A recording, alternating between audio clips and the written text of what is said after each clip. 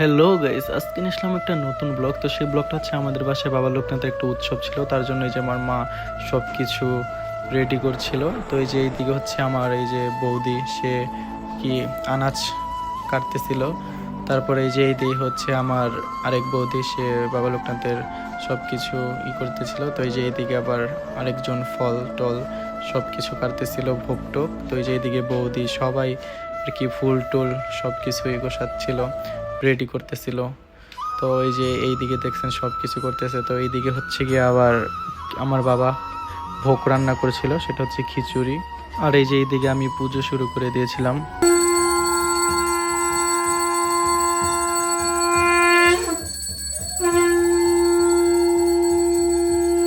আসলে আমাদের বাসায় আমার বড় বোন এসেছিল, সেই উপলক্ষে আমার বোন বলতেছে অনেকদিন ধরে সাধু সঙ্গ করি না, তার জন্য আমাদের বাসায় পাড়ার মানুষ নিমন্ত্রণ করে একটু ভোগ রান্না করে বাবার উদ্দেশ্যে একটা ভোগ দিয়েছিলাম।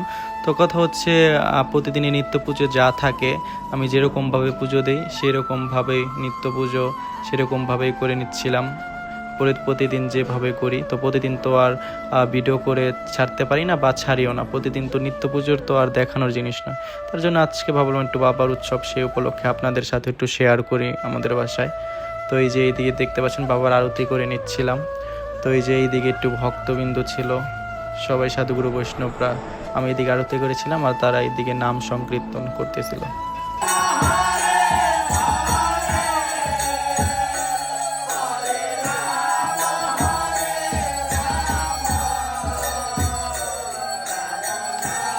তো এই যে এইদিকে আমি আবার ভাগবত পাঠ গীতা পাঠ করেছিলাম একটু, যেহেতু আমাদের সবার আগে কিন্তু আমাদের এই শ্রীমদ্ ভাগবত গীতা পাঠ। তো সকল কাজ শুরু করার আগে আমাদের সবারই অবশ্য কর্তব্য শ্রীমদ্ ভগবত গীতা পাঠটা আমাদের অল্প কিছু শ্লোক হলেও করে তারপর ভগবানের নাম নিয়ে আমাদের যাবতীয় যত অনুষ্ঠান আছে সব কিছুই আমাদের করা উচিত। তো এই যে এইদিকে আমি আবার রাতে বাবার জন্য ভোগ রেডি করছিলাম।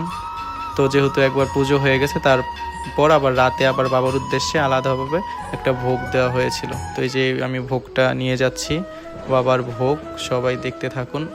তো তারপর এই যে এইদিকে আবার বাবার জন্য একটু অল্প কিছু পায়েস রান্না করেছিল আমার মা, তো আমিও বাবার উদ্দেশ্যে, তো এই যে বাবার উদ্দেশ্যে এই যে আমি পায়েসটুকু নিয়ে নিচ্ছি একটা বাটিতে করে, তারপর বাবার জন্য ভোগে লাগাবো। তো এই যে এইদিকে আমার পিসি আবার যারা গান করতেছিল তাদের গানের জন্য হলো অল্প একটু চা দিতে হয়, তার জন্য আমার পিসি আবার একটু চা রান্না করতেছিল।